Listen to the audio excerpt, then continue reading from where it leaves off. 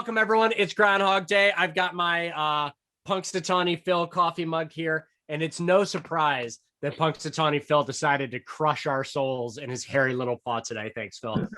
Actually, a lot of the last year has felt like Groundhog Day, waking up every day in the same place to the same routine, seeing the same handful of people from inside our houses and just looking everywhere for the exit, for the thing that would break the spell and let us all live our normal lives again. But we're not here to dwell on those groundhog shadows. Instead, through your creativity and true dedication, we're proud to say that we're not just living the same day over and over in Northeast Ohio.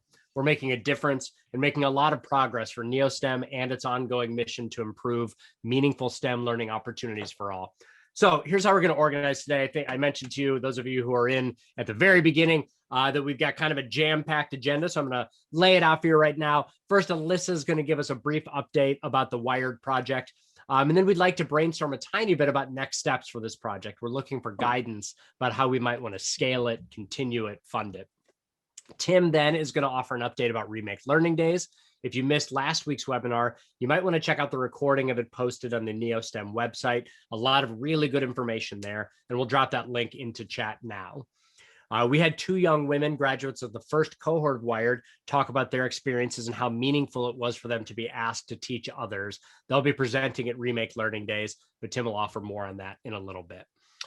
We also are excited to have a leader of the Chief Science Officers Project present. If you haven't heard of this program, I don't think, Alyssa, tell me if I'm wrong, but I don't think we have it locally here up in Northeast Ohio anywhere. It's a really, really cool project. It gives an incredible opportunity to youth in schools to give them some experiences that they wouldn't normally had in leading initiatives. And I'm excited to hear a little more about that program.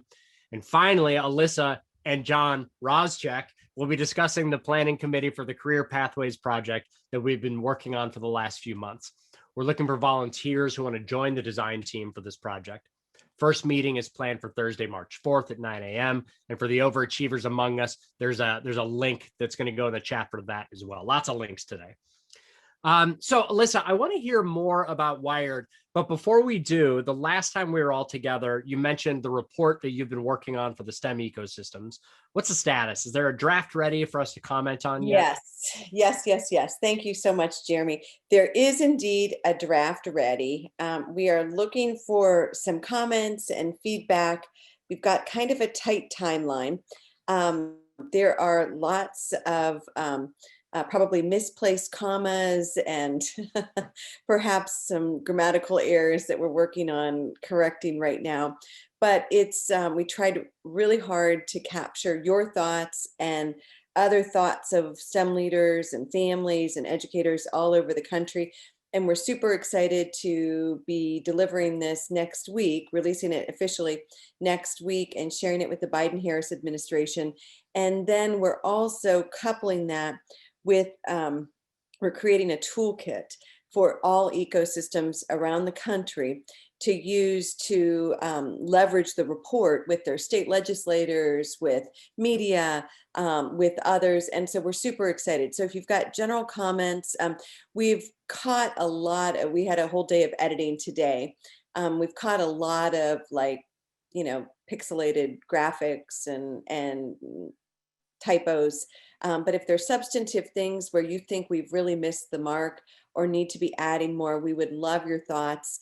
And you can just shoot me an email with any of your thoughts. We're trying to collect all feedback by Thursday, end of the day, so that we can have Friday and the weekend so that we're ready to fully release on Monday. Sorry, that was a little bit of a longer explanation that you wanted.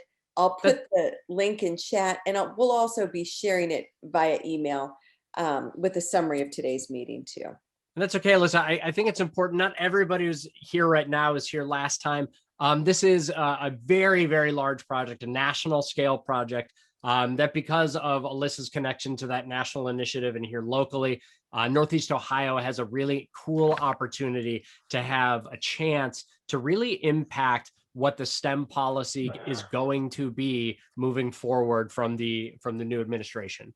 This is not a common opportunity, and it's also one that maybe not all of you, but I've been waiting for 4 years for somebody who would listen to science, listen to educators, and listen to our ideas about the necessity of about pushing those initiatives. So don't let this slip through your fingers. This is really a good chance for you to see what's going out and also still have a little bit of impact on that. All right, so let's put that link in there. It's going to be in the email, all those things. Somebody messaged me a second ago and said that they have to leave a little bit early today and was wondering about the recording. Yes, we are recording, and Alyssa sends those recordings out in the update email. So if you've got to step out a little bit early, we will be sad. Our hearts will break, but you will be able to access the content when you are able to in a day or two when that gets posted. All right, Alyssa, talk to us about Wired. How's that? Okay. It wrapped up. So what's next? Well, okay, so it wrapped up and then it relaunched. And there may be a few people on today's meeting that don't know about that. So I'll try to offer just a really high level overview. In the early days of the shutdown, I and some others were on a call with a principal of a Cleveland school. And she said that some of her students, many of her students, were not attending online classes because they had gone out to get jobs to help support their families. Literally a few hours later, we were on another call where we were hearing about all of the businesses located in the city of Cleveland that were brick and mortar only and that had no real way, if they were restaurants, of doing curbside ordering, or if they were, beauticians or had products to sell, they had no way of really communicating with their public.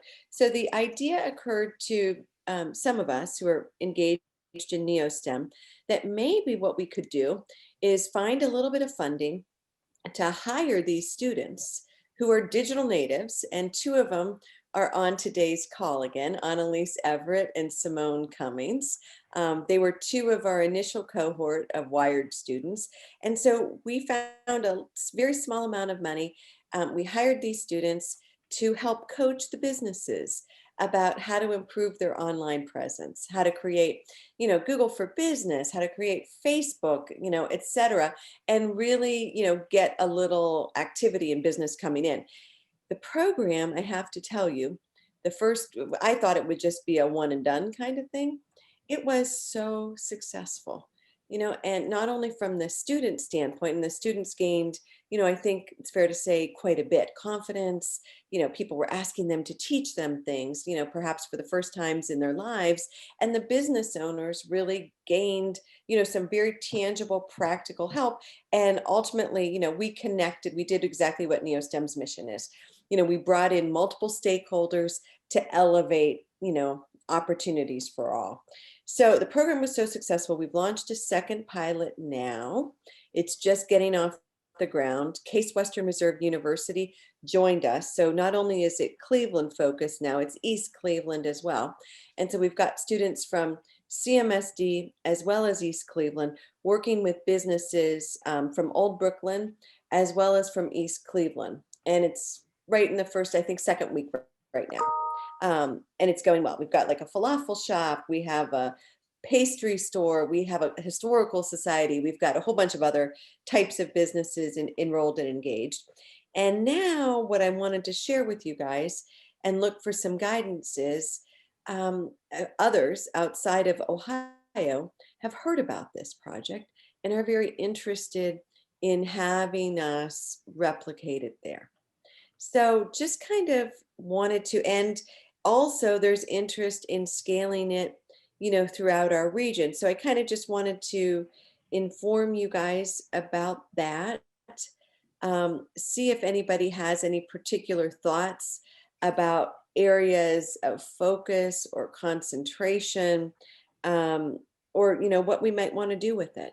So I sort of will stop there with a very open-ended, and I don't know, Jeremy, if you want to spend like just a couple of minutes collecting if anybody has any thoughts or comments about that, but I definitely just wanted to inform for sure. What I know about this group at 4 o'clock, Alyssa, is that people have thoughts, and the chances of somebody saying something other than maybe Amani is very, very small. But if you do have something to share, I'd like you to share it. Go ahead and raise your hand or just start talking. Meryl, you just unmuted. Did you want to say something? I had something in the chat. Oh, yep. Since we had two students Yeah, on absolutely. who were involved, if they choose to share, I think it'd be wonderful to hear from them about their experience. You know, what they learned, if they enjoyed it, would they recommend it to their friends? Can we hear their thoughts? Absolutely. So Simone, Annalise, you did this a few days ago, so you should be all practiced. It was terrible, right? It was one of the worst experiences you've ever participated in. Annalise? No, it was actually really good. I did have a little stage fright, but I'm used to it now. So, hi, my name is Annalise Everett. I worked with the launching with the first pilot of Wired. I'm now a senior this year. So my experience with Wired was very like comforting and good. It gave me a lot of confidence because I was able to help my business owner.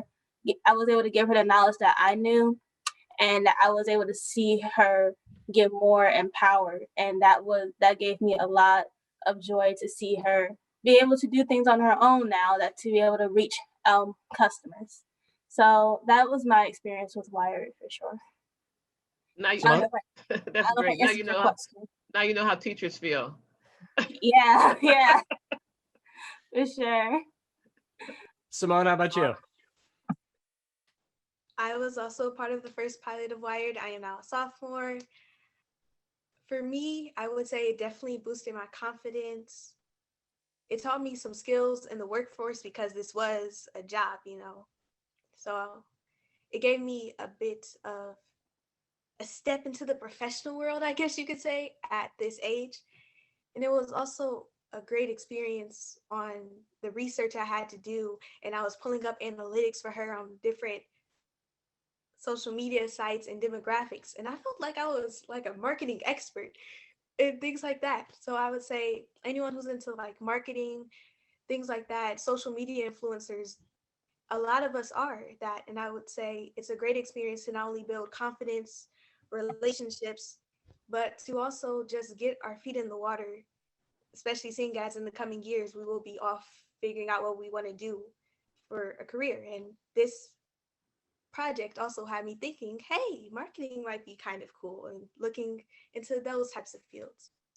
So it will be a great eye-opening experience, especially if we can bring this to other students. Thank you, Simone. Thank you, Annalise. Can I just ask where they go to school? Yep. Yes, I go to school completely online now. It's called Ohio Connections Academy. Okay. And yeah. And what about you, Simone? I attend John Hay Early College. Right now we are virtual. So. Okay. Thank you very much. Thank you. Absolutely. It's always great to hear from these kids. I think the big takeaway for those of you who are in the education space is we do a lot of talking in education about how do we provide relevance to kids? How do we give them real experiences? How do we give them the opportunity to show what they know, and to grow that confidence in a way that allows them to interact with people in their communities and adults. And that's hard to do sitting in a classroom. But when you put these kids and let them show their expertise to people who need their help, it really is just beneficial in every direction. So Alyssa, I'm not sure if there's anybody else who wants to jump in, but I think the key here, the takeaway is that there's a potential for expanding outside of those two communities in Ohio. And then also potentially for sharing kind of this expertise in an expansion outside of the state. Absolutely. And that's what CASE did. So if there are any other organizations that are interested in kind of, pulling in on this for a third pilot, we would love it. So talk more. And again, as you said, email me if you're interested in working on an expansion. So if you know businesses, if you know regions that could support, if you know schools that would be great at supporting this, please make sure to get that back to Alyssa so that we can work on that expansion. So thank you, ladies. Tim, I'm hoping that you can give us a little bit of an update about Remake and the meeting we had a few days ago and kind of where all of that stands. Absolutely. Hi, everyone. Okay, so last week, and I see several of you in this meeting that were in the meeting last week, Terry, Kirsten, Shay, and of course, Annalise and Simone, who kind of rocked that meeting and really set the tone for everything that happened after that. We are in the planning phase for Remake Learning. That'll be May 17th through the 23rd. Remake Learning, of course, for those of you that don't know, is a national learning festival that highlights innovative learning for families and communities. The events are pop-ups and they are organized around 7 learning themes, things like outdoor learning, makers, professional development. So think Wired in that context, right? What a great professional development opportunity. So we are progressing through. We are still looking for events for signups. This does not need to be a brand new event that you're designing for Remake Learning, but rather you can think about events your organization already has planned that fit that window and fit that theme. I know Becky is here and she's been enormously helpful, helping me to find my feet and connecting me to all kinds of organizations. And I know she'll be plugging in some programming that was already scheduled to fit Remake Learning. So we are looking at February 28th as a kind of deadline for getting as many events on that calendar as possible.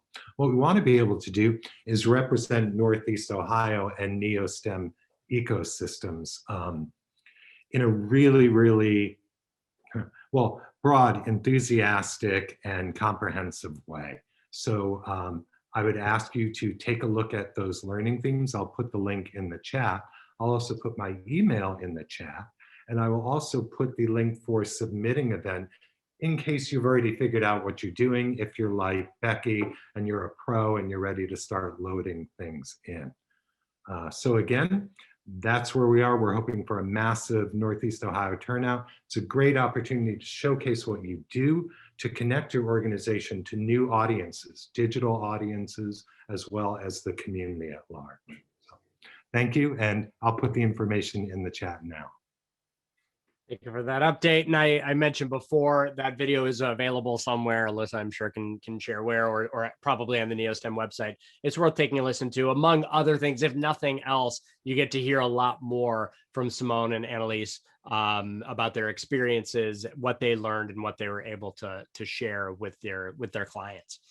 All right, so next up, I mentioned this in the opening. We have a really cool opportunity to hear from one of the leaders of I think one of the most impactful national programs that I've heard of, especially in the science and STEM space. Jacob Lounsbury, did I say your name? I'm really bad at last names, Jacob. Did I do yours right? Yeah, and everybody just calls me Jake from Michigan usually. So I'll just call you Jake from Michigan. Yeah, that's the hashtag and everything the kids created. Perfect. So Jake, what can you tell us about Chief Science Officers? How to get it started, what its value is? Yeah, let me share my screen.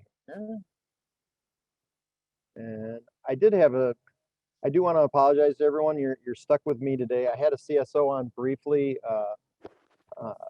Saiba was on. She is a CSO for Michigan. She was going to join and talk about the program. And I feel like there's almost more value when the students speak about it because they live it and they breathe it and they know what it is. Chief Science Officers is a program that was designed going on 7 years ago by Dr. Jeremy Babinger, and it focuses on leadership training using STEM as the background for students 6th through 12th grade. That being said, our mission statement focuses on creating a network and a sustainable culture for those students to come together and really activate their voices and drive forward. But instead of hearing me talk, I love, like I said, to have the kids do it, or the students, I should say. And I'm going to start with this short video. My name is CSO Chalet. I'm an 8th grader. Real quick, can everybody hear that? I think I shared my sound. Okay. Yeah, we can hear. On the middle school. I'm on the Arizona Leadership Council. This is my 2nd year as a CSO. My favorite experience as a CSO definitely has to be any one of the conferences that I've been able to attend, because I have been able to present to extremely important people, and it's just been a really neat experience to have these important adults take me seriously. We're preparing students for the workforce by launching an initiative called the Chief Science Officers and giving students the power to impact their peers and their communities by really speaking about what excites them and they're passionate about science and technology. I can represent my country and I can take ideas and like culture and a lot of cool things from other places and take them back home and implement them. Bring STEM awareness and the importance of it to my classmates and why our future needs STEM. It's been a wonderful experience meeting with so many diverse leaders across really the world. We had the opportunity to go to NASA headquarters, and that was just, it was so surreal for me, because that's, my dream job. I want to work there someday. So being able to go and hear these speakers talk so passionately about what they do really ignited something inside of me.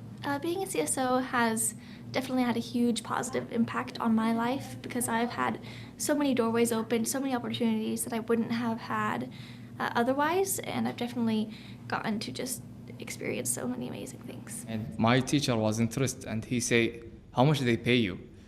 But I say, "They didn't pay me." He say, "Why?" I say, "Because I am serving the community for free, because I wanted to improve the society." The International Summit in Washington, D.C.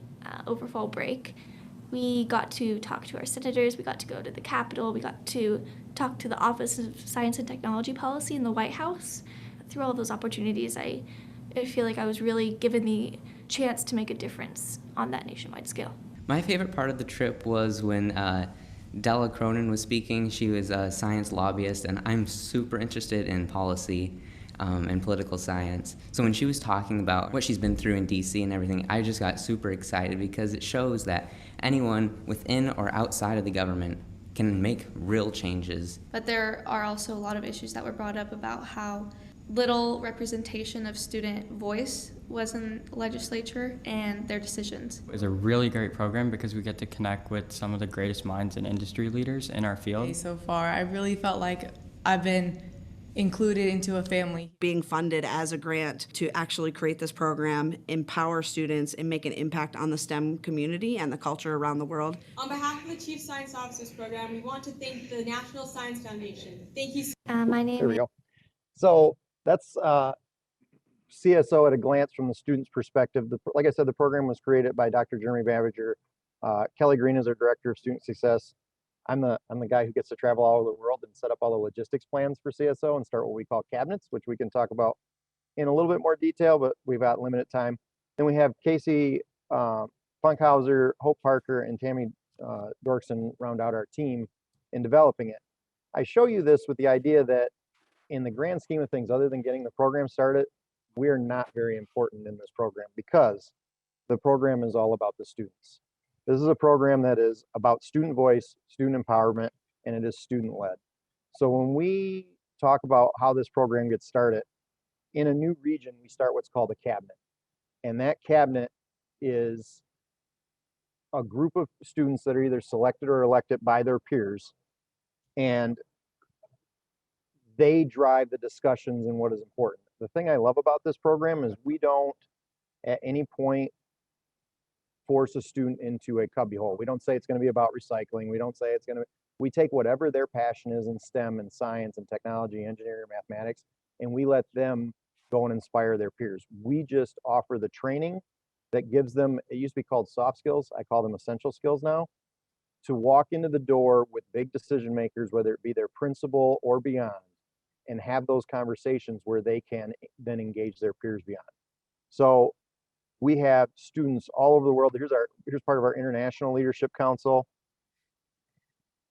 They literally, as you can see, they're from several different states and across the map. We have trainers and facilitators that run the program, especially now that we are basically an online model at the moment. It allows us to have students lead just about every part of the program, which is great. Right down to our technical support is, again, student-led and student put together. But the overall goal of this is for the students to create an action plan. We're going to train them to take action in their community and drive forward and really inspire, whether that is a robotics club. We've seen everything from STEM fairs to one of my favorite projects once COVID happened, which is really rough to say. I'm sure everybody's, when you say the benefit of COVID has been, you like want to wrinkle your nose at the same time, right? But the benefit of COVID was we had a student create what we call Zoom In on Science, where she started engaging CSOs all over the world to come and talk to science experts through these 1 hour conversations. So action plans are just a way to engage your peers and get them excited about what you're excited about. So we run, and this mentions Google Forms. One of the things I also love about this program is that there are a lot of camps out there where the students go for a day or 2 days or even a week and learn about a project, and then they leave and they take what they've learned and they've done something with it, but there's no follow-up contact with that student or individual. With the CSO network, we are in contact 24/7, 7 days a week through the Google Classroom, regular cabinet meetings, Google Hangouts and things like that. It's not a program that is one training and then good luck. We're there to support them throughout their entire journey, whether it's 1 year as a CSO or some of our CSOs like CSO Lauren that you saw speaking is on her 6th year as a CSO. So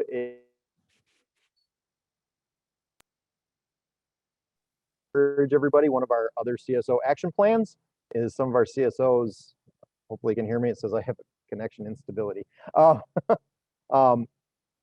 has started a channel called CSO Perspective. And then we also have the CSO YouTube page. So if you want to look, I'll share these links because they obviously are not fun to type with Alyssa, and she can share it out to the rest of the group. But this will give you an idea of what the CSOs do and who they are. And just there's listings of action plans. You can get to know all of our different CSOs that have put in videos. And the Perspective one is pretty fun. They're slowly building a channel that has really become engaging. And when you watch it, it looks very, very professional. And I want everyone to see that it is completely student run. So with that, what are CSOs destined to do? We look for our CSOs to create a pipeline of diverse STEM leaders, foster communication and collaboration, enrich school and STEM culture as in a career awareness, and amplify that student voice. And with that, again, I will leave it to a student to share one last thing, and then I will jump off. You saw CSO Andrea earlier, but CSO Andrea was a student from Mexico. She actually just graduated. She's part of our alumni program, but she sent us this video after her second Leadership Training Institute, where she got to go to Arizona to our large one. And she sent it to myself and Kelly Green on WhatsApp just to thank us and talk about what the program was. She had no idea I was going to show this video to thousands and thousands of people throughout the CSO program. So I'd like you all to take a minute and just listen to what this program means to our students through Andrea's voice, or Andrea. Hi, my name is Andrea, and I'm an elected Chief Science Officer at Coast Reform from Sonora's delegation, and I'm part of the International Leadership Council. I'm here to tell you what this program means to me. This program means to me that being nerd is cool, and it's even more than that. It's awesome. Oh my gosh, what did I do? Sorry. Trying to type in chat and I stopped it. I apologize.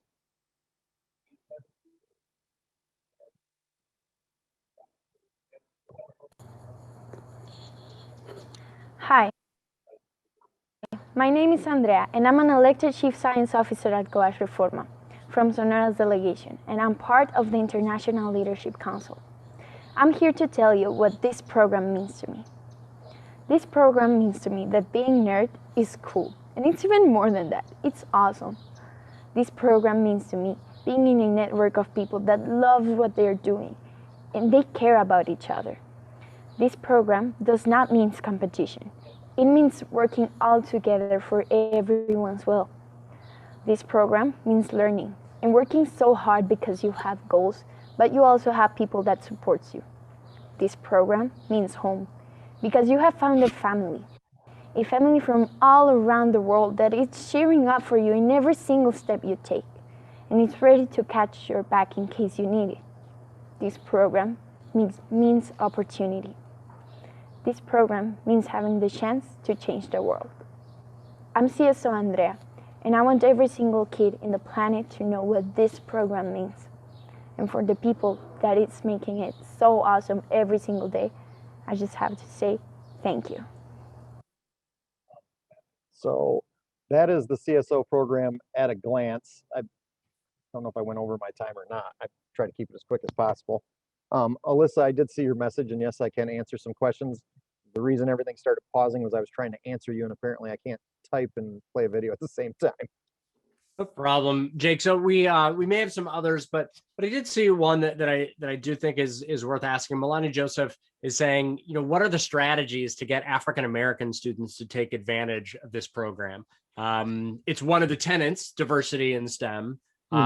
What needs to happen, and what is happening now to address that from within the organization?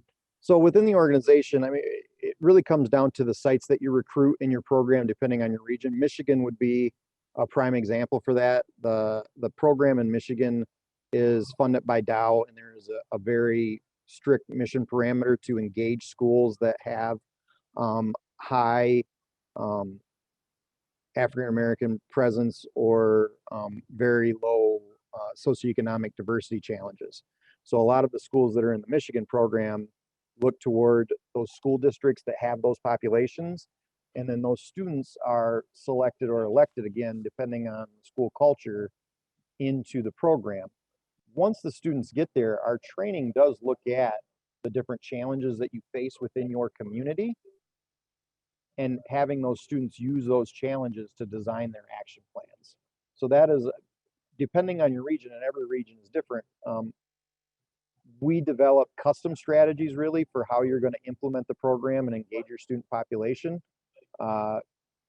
Michigan is one example where we looked at low socioeconomic in the urban schools and engaging not just the African American population, but there's a Latino population that's probably underengaged in STEM in the Michigan region as well. So engaging them. In Kuwait would be another example where all of your government-run schools are segregated by gender. So you have boys' schools and girls' schools still. The government mandate was to empower female students. So we went through building a plan for engagement where in Kuwait, our numbers are about 60% female and 40% male, so that we can help empower that female student voice as that country tries to empower that side of their population. So depending on your region and your population, the other nice thing that we've started to create in the CSO network is we have a diversity and equity committee that is led by CSOs talking about the different challenges in their regions, and they're actually developing specific trainings and plans for students that are facing the different challenges. And I see a follow-up there from Melanie that I want to point out as well. Just a piece to take back, that it's important to involve African American students in promotional materials so that we can make sure we know, right, that all kids need to see themselves in the opportunities that they have. So can you talk a little bit, Jacob, about one of the bigger impacts that a CSO has been able to make in their communities? Oh man, just picking one is kind of hard. So over COVID, I'll go to CSO Danya. That's the Zoom In on Science that I talked about. That was, all of our students were locked up. They were lacking communication. They weren't sure what to do. In the grand scheme of things, a lot of them had great action plans that were career fairs or different aspects like that. And obviously they couldn't. All of a sudden we were all locked up and stuck in our houses, and she created Zoom In on Science. And I think overall she engaged about 400 students in total across the CSO network, which is roughly about 900 students right now. So that was pretty cool. Plus it started bringing in students from outside of that. Like she had, one of the Zoom In on Sciences was a programmer who did Minecraft programming. And of course we had every 7 and 8-year-old that seemed to exist on the planet showed up to that Zoom call where we were worried about bandwidth. So that was a pretty cool one. I've seen some, my own CSO, I started on this program, not to share over a lot of my journey, I started out as a teacher advisor, and through serendipity and just luck, I ended up being the director of global partnerships. But I started with 2 students in Bridgeport Spalding schools, and my students realized that the school district was only, in the elementary, was only giving the students 15 minutes of science a week because they were worried about their math and reading scores. So the elementary kids were getting 2 hours of math, 2 hours of reading, 15 minutes of science a week. So my two young ladies put together a plan where they engaged the entire elementary school in a STEM festival where they had different STEM activities, and the kids rotated through, and in the process they created a club where they had 15 students under them that helped run these activities throughout the classrooms throughout the year. And they had 2 days that was a really cool thing where it was a whole plan. Jake, I'm sorry. And Jeremy, I'm sorry for like hopping in here, but can we go back a second? Do you know what the makeup is of the CSOs? How many African American students are there? And I appreciated very much what Milani said, because that's exactly what I was thinking as I was watching the videos, and it was a real turnoff to me. And I know that you, Jake, I know that you didn't create the videos or anything like that, but how many CSOs? Well, and I think there are some African American students that are represented in the video. I have to go, I want to say it's 24% right now. We have a higher Hispanic population, but that's because the program at large, the biggest population is from Arizona. So that, and then we also have, oddly, because of it being in Kuwait, we have a very large percentage that are Arabic in population. Michigan, I believe, is about 27% African American in the program. Georgia is over 50. Give me a second, I can pull the breakups up. Pulling these on the fly is a little bit more difficult for me, but give me 2 seconds. Okay, that's okay, Jake. I don't know if anybody wants to make any other comments or has any other questions. And Jeremy, I'll shut up and turn it back to you. You don't have to shut up, Alyssa. All right. So if there aren't any other comments, let's keep on going down the agenda. We've got about 20 minutes left. Yeah, can I just say absolutely, one thing? Milani. Yep. All right, since I did raise the question, yeah. So this just illuminates again, just the student spoke really eloquently, saying that the whole program opened up opportunities. And so when I hear that, I think about, all those young people who are very capable of participating in this program are not given this opportunity. And so it just be nice to see organizations make an effort to, if you see that there's not racial diversity in the ranks, and then to see how there are kids out there that can participate in this program, right? They are there. So it just takes effort. And so it just breaks my heart to see programs like this where you're not adequately representing the people. And if you say that's a core value, then it's not represented in what else. I'm going to say that. Thank you. You cut out for a quick second, at least for me, at the very end there, Milani, but thank you. I think that's an important point, and one that we need to continuously remind ourselves of as we think about programming here in Northeast Ohio. Who are we targeting? Who are we reaching? Who are we representing? And I appreciate that those questions keep getting asked because they need to be. So somewhat along those lines, I was hoping that we could spend a couple minutes with folks sharing about the opportunities that are coming up here from your organizations. Milani, since you're already with a hot mic, can you share the one that you mentioned? I'm sorry, can you repeat that again, Jeremy? I was a bit distracted. That's okay. I just wanted to hear briefly about the programs the upcoming programs that you mentioned. Oh yeah, actually. So I currently work at Case Western, although I will be leaving as of March 5th. I did resign last week, and so my last hurrah is to create a week-long of virtual engineering activities during Engineers Week, which is February. Well, my activities will be happening between February 20th through the 27th. So I actually have popped the link that you can go to see all the different activities. There'll be 16 different engineering activities led by CASE faculty and student groups, and it should be really actually I'm quite pleased. And so yes, if you can spread that out to your populations, that'd be awesome. And anyone in the world can access these activities, and they'll be geared towards pre-K through 12th grade students. So yeah. Perfect. Thank you. And we'll make sure to include that in the follow-up email that everyone will receive. Anybody else have any upcoming events or activities before we move on to our final topic? Not seeing anyone jump in, but keep thinking about it while we talk for just these last couple of minutes. Alyssa, I was hoping that maybe you and John could give us a little bit of an update about the Career Pathways project before we close. Yeah, thank you so much, Jeremy.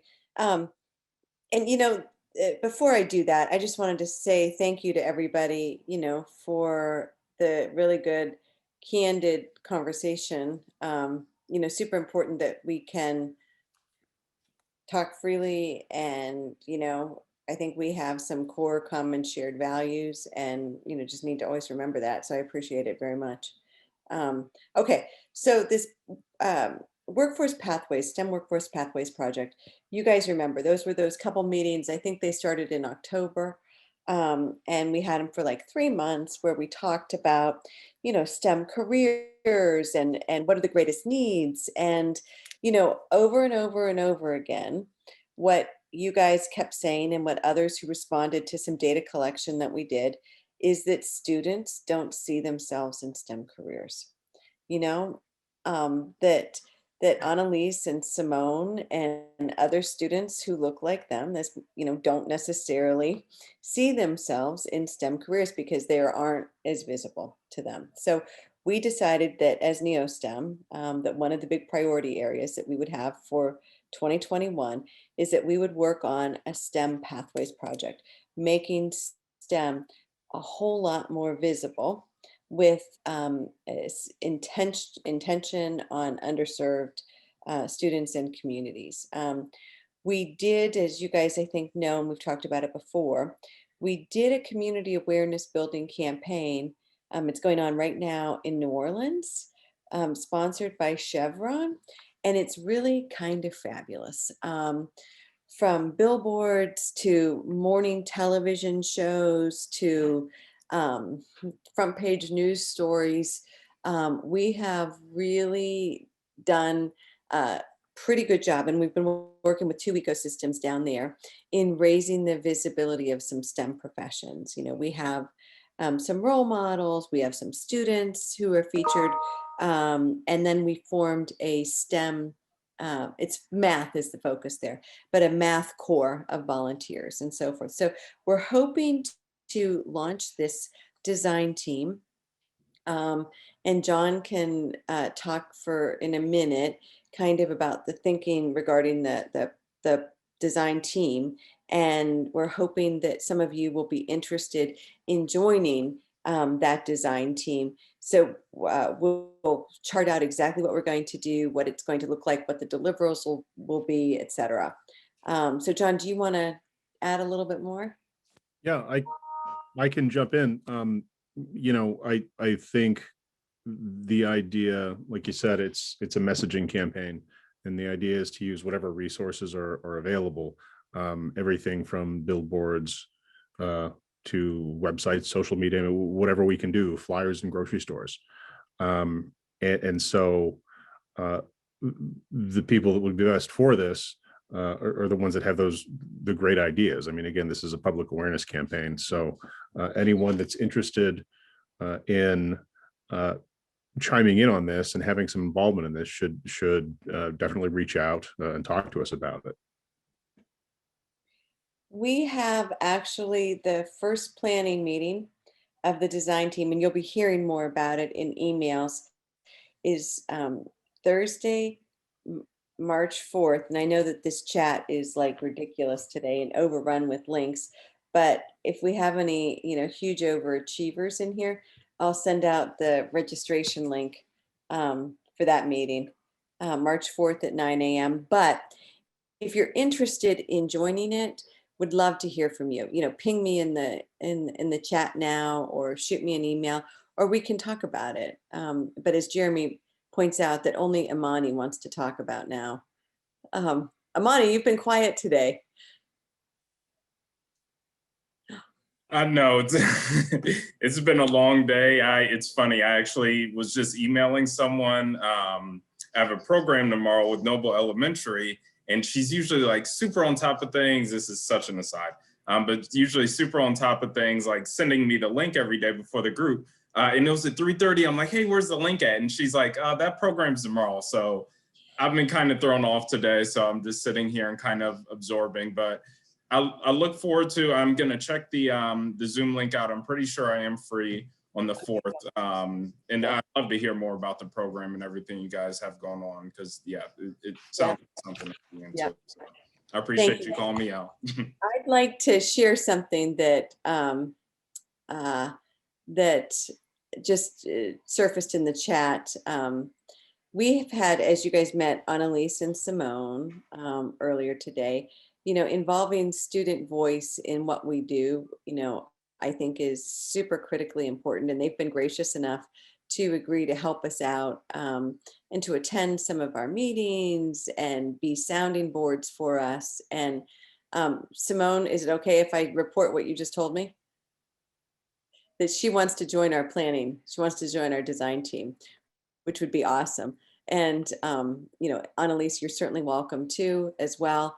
And, I think that, if there are other students that, from time to time want to attend these meetings, we need you as a sounding board, right, Jeremy? All right, I mean, absolutely. I think a lot of our work, and I think everyone in this room can speak to this, is done with students in mind, and often without students giving their feedback and their voice. So this is I hope a good opportunity for you, but definitely a good opportunity for the rest of us. All right. So with that, sorry, I am all out of my flow also. I would like to thank everybody for joining us again today. We'll be sending a link to today's recording as well as a written summary to all of you. As always. Yes. Excuse me, I wanted to say something before we end. I'm Merle Johnson. I sit on the Ohio Board of Education, District 11. And I just want to say that I love the work that you're doing. Please make sure you connect with ODE. I don't know if you are, but take a look at the website, the STEM website for ODE. You probably have already. But I just want, Jeremy, I want to invite you to come, or Alyssa or somebody to come and present to us. We'd love to. We meet every month, the second Monday and Tuesday of the month.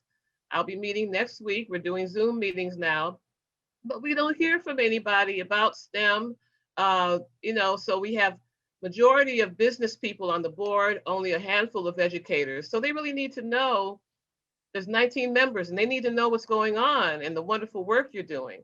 When you present, have students with you, but I'm just inviting you personally. Feel free to reach out to me. But I want you to come and talk about what you're doing.